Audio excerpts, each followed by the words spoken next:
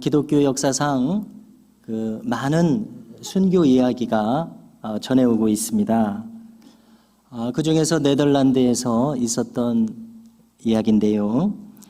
갤린트 물러라고 하는 신앙인이 어느 박해 시대에 체포되었습니다.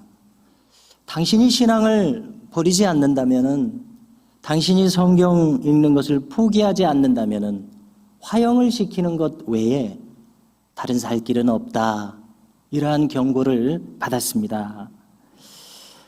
그에게는 사랑하는 아내와 네 자녀가 있었는데요. 재판관은 묻습니다. 그대는 아내와 자녀들을 사랑하지 않는가? 라고 물었을 때에 그는 대답을 합니다. 만일 저 하늘이 전부 다 진주로 이루어져 있고 이 땅이 전부 다 황금으로 이루어졌을 때 이 모든 것들이 저의 재산이라고 가정을 했을 때에 비록 이제부터는 저와 가족이 빵과 물만 먹게 산다고 할지라도 저의 가족을 위해서라면 저는 그 모든 소유를 다 포기할 수도 있다는 것을 하나님은 제 마음을 잘 알고 계시다고 생각합니다. 그럼에도 불구하고 저는 가족과 그리스도 생각할 때에 그리스도만은 절대로 포기할 수 없습니다. 이렇게 대답을 하게 됩니다.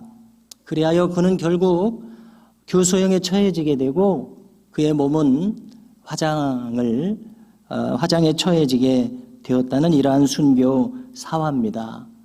이러한 사례를 통해서 한번 그리스도께 붙잡힌 마음이 그리스도를 부인하는 것은 그토록 어려운 일이고, 그렇게 그리스도 안에 있는 마음은 견고한 심령이 된다는 것을 우리가 엿보게 됩니다.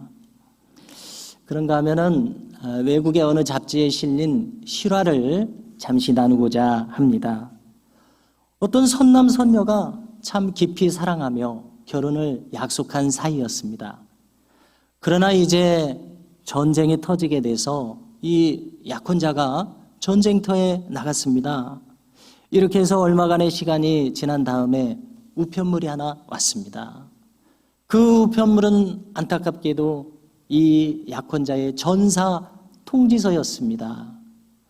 이 여인은 이 전사 통지서를 손에 쥐고서 이 하늘이 무너지는 것 같은 그러한 무너지는 마음을 느끼게 되고 가눌 길 없는 슬픔 속에 그만 삶의 비통에 잠기게 됩니다.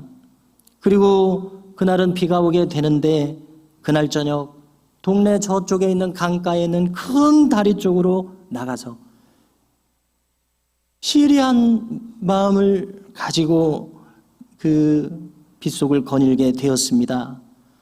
저 다리 난간 위를 지나가면서 그는 이 슬픔을 이길 수 없다는 생각에 미치게 되고 이 난간에서 몸을 던져 투신하리라 마음을 먹게 되었습니다. 그리고 난간에 다리를 걸치고 떨어지려는 찰나였는데요. 이때에 어느 중년 남성의 손이 이 여인의 손목을 강하게 붙듭니다. 그리고 말하기를, 여기 보세요. 여기는 너무나 지금 추우니까 우리 저쪽에 다리를 관리하는 사무실이 있습니다. 거기 가셔서 잠시 저와 이야기를 나누시지요. 이렇게 하고서 그 여인을 달래서 사무실로 데리고 갔습니다. 그리고 이제 두 사람은 조그마한 난로를 가운데 두고서 서로 이 불을 쬐면서 이야기를 나누는 겁니다.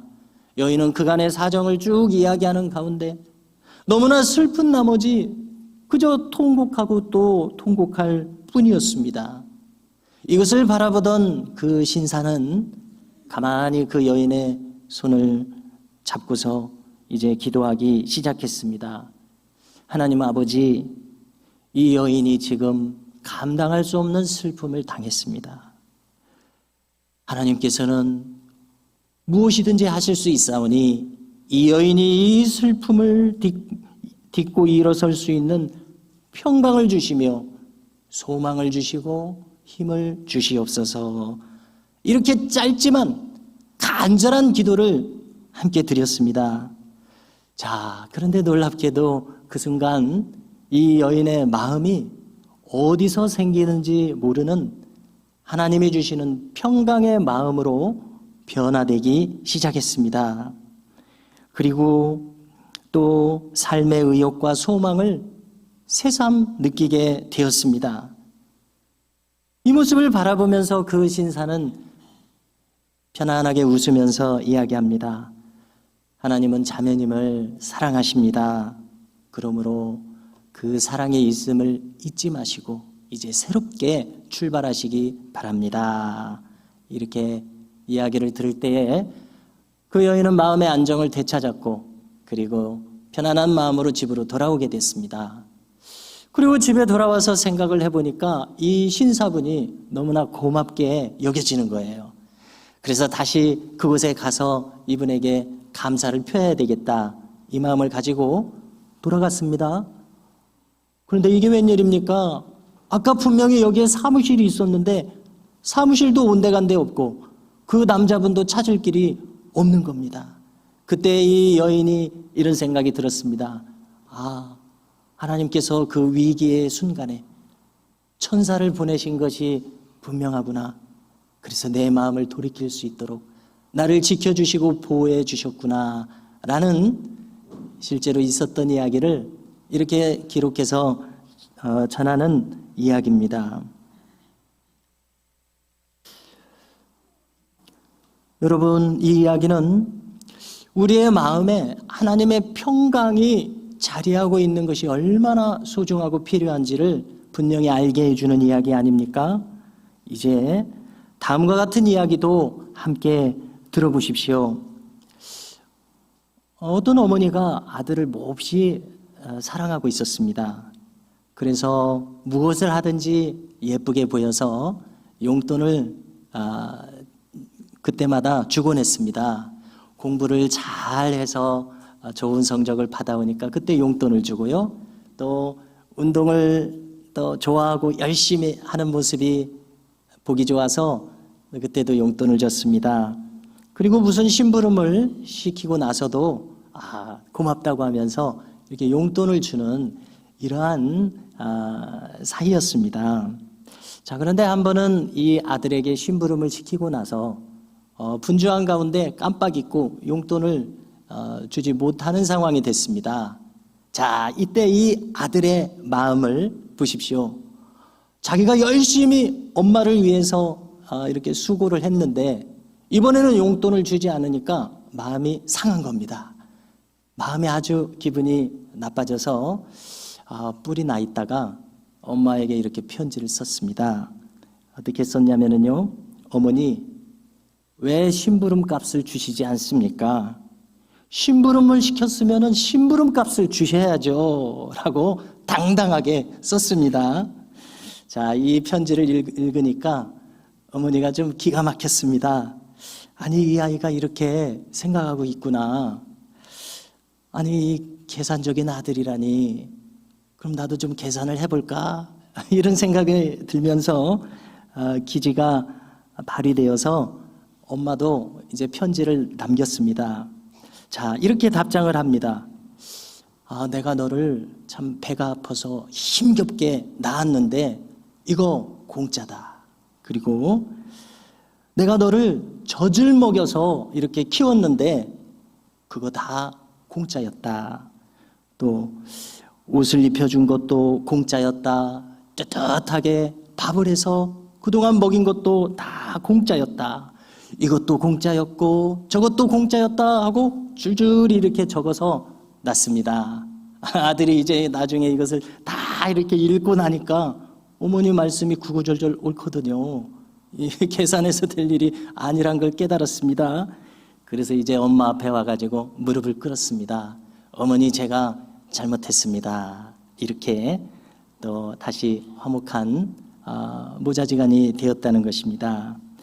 자, 이처럼 내가 얼마나 많은 은혜를 입고 있는가를 헤아릴 줄 모르면은 우리는 나의 마음의 평정을 그만 잊어버리기가 너무 쉽다는 것입니다. 우리가 많은 때의 실상은 엄청난 사랑의 채무를 가족에게서, 주변에게서, 지면서 살아오고 있음에도 불구하고 어리석게도 우리는 마치 나는 채권자인 것처럼 채권자 인생으로 주장할 수 있느냐, 구는 때가 얼마나 많았을까 이렇게 돌아보게 하는 이야기라고 생각이 됩니다. 자, 우리의 마음에 어떻게 평정을 유지할까 생각하고 있는데요. 채근담이라고 하는 책이 있습니다. 이 책은 명나라의 어느 문인이 기록한 책입니다. 이 책의 한 내용을 같이 생각해 보고자 하는데요. 여기서 채근이란 채소의 뿌리를 가리킵니다. 그래서 채소의 뿌리를 먹는 아주 소박한 삶, 절약하는 삶, 그리고 절제하는 삶에 대한 이러한 주제를 다루는 책인데요. 그러한 겸허한 삶을 사는 사람은 이 세상에 어떤 이 전쟁의 소식과 어지러운 풍랑이 일지라도 결코 흔들리는 법이 없다는 것을 주제로 하는 그런 책입니다. 이 속에 이러한 이야기가 있습니다. 고요한 곳에서 고요함을 지키는 것은 참다운 평안이라고 할 수 없다. 소란한 가운데 고요함을 지킬 수 있을 때에만 그때 그 사람의 마음이 평안하다고 하리라. 이러한 내용입니다. 그렇습니다. 세상이 지금 시끄럽습니다. 나도 거기에 휩쓸려 갈 지경입니다. 그러한 중에 우리의 마음속에 흔들리지 않는 평안을 유지할 수 있다면 이것은 얼마나 귀한 일이겠습니까? 이것을 생각할 때에 우리는 성경의 한 장면을 함께 떠올릴 수 있습니다. 네덜란드의 유명한 유대인 화가가 한 사람이 있는데요. 그는 렘브란트라는 분입니다. 자, 그는 성경을 주제로 많은 작품을 그렸는데요. 그 작품 중에 높이가 한 160cm 정도 되는 큰 화폭에 담은 갈릴리 호수에서 폭풍우를 만난 그리스도라는 작품이 있습니다. 그 그림을 우리가 본다면 작품에서 이 제자들과 주님이 타신 배가 큰 풍랑을 만납니다. 그래서 무려 40도가량이나 배가 기울어져 있습니다. 뱃머리가 엄청난 파도에 휩싸인 채 연화무명되는 이 제자들은 우왕좌왕 정신을 차리지 못하는 표정이 역력합니다.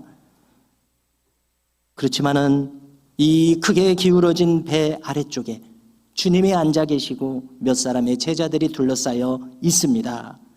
그러나 주님의 표정은 평온한 눈빛과 그 다음에 침착한 표정의 주님으로 앉아 계십니다. 여기서 참 대조적인 부분은 다급한 표정으로 주님에게 뭔가 구해달라는 듯이 말을 거는 이 몇몇 제자들과 대조적으로 차분한 표정으로 앉아 계시는 주님의 얼굴입니다. 이 그림을 이렇게 살피면서 우리의 세상과 비교를 해보게 됩니다. 우리의 세상도 풍파가 없지 않습니다. 어쩌면 날마다 거세게 우리에게 풍파가 불어닥치고 있습니다. 저 산산이 부서지는 파도와 같이 현대인의 마음은 도무지 평온을 찾지 못할 정도로 어지러운 풍랑을 만날 때가 많이 있다는 것입니다. 우리는 이미 이 사회 속에서 화려한 물질 만능 사회와 풍요로운 문명 속에서 살아가면서 때때로 나로 모르는 가운데 엄청난 압박과 경쟁 속에서 살아가고 있지 않습니까? 그래서 많은 사람들이 이렇게 거센 폭풍 속에서 정신을 차릴 수 없게 되고 무력하게 끌려갈 때가 얼마나 많은가 생각하게 됩니다. 신앙을 가진 우리조차도 세상 사람들과 마찬가지로 믿음 안에서 살 수 있는 이 능력을 가지기보다는 우리도 흔들리기 쉽지 않느냐는 것입니다. 마음이 흔들립니다. 쉬운 길로 가라는 유혹을 받게 되고 어서 눈에 보이는 것을 쟁취하라는 이러한 우리의 마음을 흔드는 일이 얼마나 많이 있을까 생각하게 됩니다. 현대인에게 많은 질병들이 찾아오고 있습니다. 그래서 흔히 고혈압이나 당뇨병, 신경통, 또 암인이 하는 이러한 질병들을 이제는 주변에서 너무나 흔하게 보고 있습니다. 자, 그런데 여기에 이 근본적인 원인이 되는 요소가 있습니다. 그것은 우리의 혈액 속에 흐르는 콜레스테롤이라고 하는 인자입니다. 그래서 참 콜레스테롤 수치가 높다, 낮다 하는 이런 말들을 우리가 하게 되지 않습니까? 그래서 의료인들이 설명하는 것을 들으면은 쉽게 말해서 콜레스테롤 수치가 높다는 것은 피가 여러 가지 불순물에 의해서 기름기와 같은 것에 의해서 더러워졌다는 것을 뜻한다는 것입니다. 한마디로 걸쭉해져서 이 피가 원활히 흐르지 못한다는 것입니다. 맑은 시냇물처럼 피가 깨끗하게 흘러야 되겠는데 온갖 불순물이 여기에 잦아들어서 걸쭉해진 그런 상태입니다. 조금만 더 달리 말한다면 상수도처럼 맑은 물이 흘러야 되는데 하수도처럼 시궁창이 되었다고 설명하면 우리가 이해가 쉬울 것 같습니다. 이것을 해결하기 위해서 많은 분들이 식이요법을 도입합니다. 그래서 이것을 먹어야 되느니 저것은 먹으면 안 되느니 이렇게 우리가 처방하고 행하고 있습니다. 그리고 여기에 운동까지 하면 많은 도움이 된다고 생각하고 있습니다만은 이것이 실질적으로 도움이 되는 것은 20-30% 내외라고 이야기합니다. 여기에 가장 중요한 해결책이 있다고 말하는데요. 그것은 무엇보다도 중요한 것은 마음의 평안함을 가지는 것이다 라고 이야기합니다. 그래서 우리나라에서도 말하지 않습니까? 우리나라에는 화병이라고 하는 것이 있지 않습니까? 이것은 마음의 병이 든 것 아닙니까? 조금 설명하자면은 외부에서 오는 이 스트레스들을 해소하지 못해서 한편으로 피해의식에 점령당해버린 이러한 마음이 얼마든지 될 수 있다는 것입니다. 나는 누구보다 못하다 소외되었다는 이 피해의식과 소외감으로 마음이 흘러가면은 어떤 때는 걷잡을 수가 없게 되기도 한다는 것입니다. 이렇게 우리의 마음이 흘러가서는 도무지 다시 마음의 평화를 찾을 길이 없게 될 텐데요. 바로 우리의 마음속에 콜레스테롤이 이렇게 여러 가지 외부적인 요인에 의해서 우리의 마음을 흔들어 놓는 이러한 일들이 있다는 것입니다. 성도 여러분, 그렇다면 문제는 무엇입니까? 외부에서 아무리 폭풍우가 몰아쳐도 내 마음은 차분하게 평정을 유지할 수 있겠느냐 하는 바로 이것이 관건인 것을 알게 됩니다. 쉽게 말한다면요, 누가 밖에서 나를 증오합니다. 그러나 나는 그를 증오하지 않는 이 마음을 유지할 수 있겠느냐는 것입니다. 이것을 생각할 때 저 사내들인 공예의 스데반을 한번 생각해 보십시오. 그는 이 사내들인 공예 자신을 향해서 주목하고 증오의 눈빛을 보내는 사람들의 그 증오를 온몸으로 받으면서도 그의 마음은 그들을 미워하지 않습니다. 그들을 위합니다. 염려합니다. 그들이 이 진리를 그들도 알았으면 좋겠습니다. 이러한 마음입니다. 그가 이제 돌에 맞아 죽어가면서도 그는 무릎을 꿇고 기도하지 않습니까? 주여, 이 죄를 저들에게 돌리지 마옵소서. 이 스데반의 마음을 다시 한번 함께 주목하게 됩니다. 이 마음은 어떤 마음입니까? 그들은 나를 미워하되 나는 그들을 증오하지 않는 이 평정심으로 유지되고 있는 이 마음 말입니다. 주여, 아버지, 저들의 죄를 사하소서. 자기의 하는 것을 알지 못함이니이다. 예수님의 십자가에서 드리신 이 기도와 같은 마음을 그는 보이고 있으면서 전혀 흔들리지 않는 이러한 마음 말입니다. 이 견고한 마음을 우리 모두가 주목할 수 있기를 바랍니다. 오늘 본문을 우리가 함께 읽었는데요, 주전 8세기의 유명한 선지자 이사야 선지자의 예언의 말씀입니다. 그가 지금 하나님의 은혜로 바라보게 된 나라가 있습니다.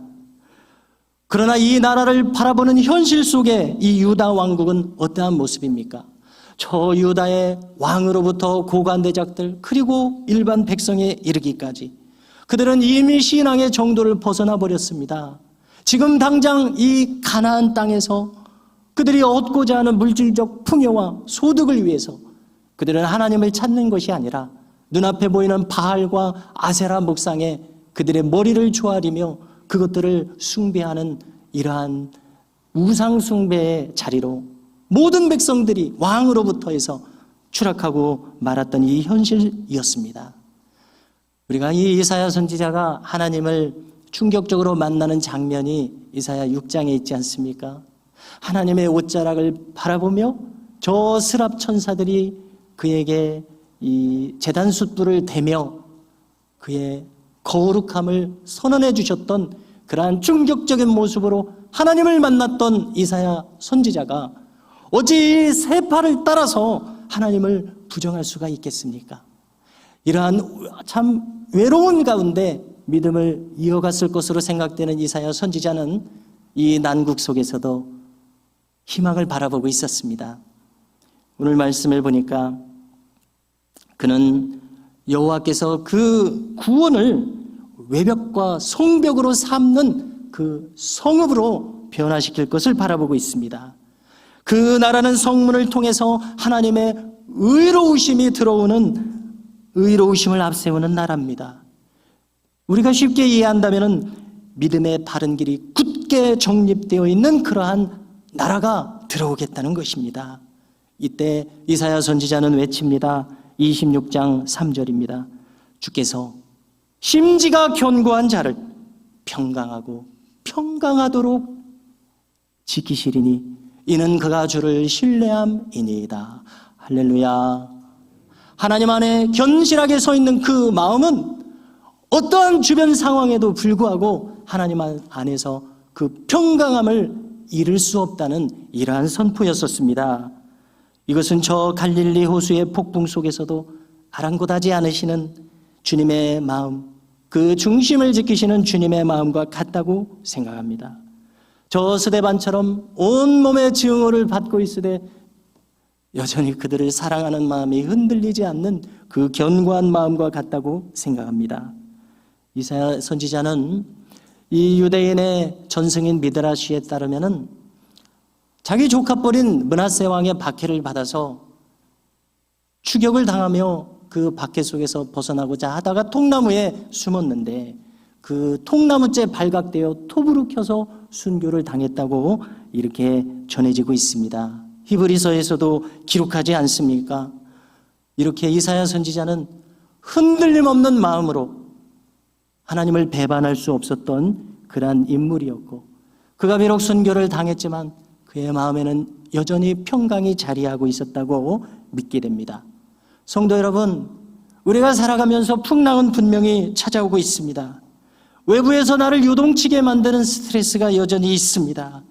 그러나 우리의 마음이 분명한 기준 위에 있으면 우리는 결코 흔들리지 않는다는 이 사실을 우리는 잊어서는 아니 될 것입니다. 재밌는 이야기를 하나 나누고자 합니다. 이런 말이 있습니다. IQ가 90 이하인 사람은 결코 자살하는 법이 없다. 이런 이야기가 있는데요. 왜 그런가 할 때에 그 마음이 진득하게 그 상태를 유지하기 때문입니다. 앞날을 예견하는 그러한 마음이 아니라 지금 있는 마음을 유지하는 마음이기 때문인데요. 그러나 반대로 여기 똑똑한 사람이 있습니다. 머리 좋은 사람이 있습니다. 자신에게 가해진 이 스트레스와 외부의 자극을 통해서 너무나 머리가 좋기에 앞에 있는 일들을 예단하게 된다는 것입니다.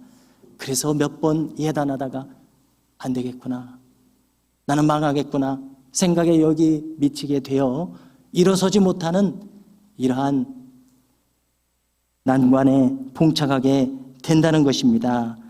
이렇게 보면은 똑똑한 것이 오히려 문제가 되는 것을 알 수가 있습니다. 그러나 참 신앙인의 마음을 보십시오. 그는 주변의 자극에 의해서 마구 흔들리지 않습니다. 아니, 흔들릴 수 없는 견고한 심령으로 이미 서 있습니다. 오늘 우리에게 전해주시는 이사야 선지자의 견고한 심령을 다시 한번 다 함께 우리의 마음에 새기실 수 있기를 바랍니다. 이사야서 26장 3절 말씀, 주께서 심지가 견고한 자를 평강하고 평강하도록 지키시리니 이는 그가 주를 신뢰함이니이다.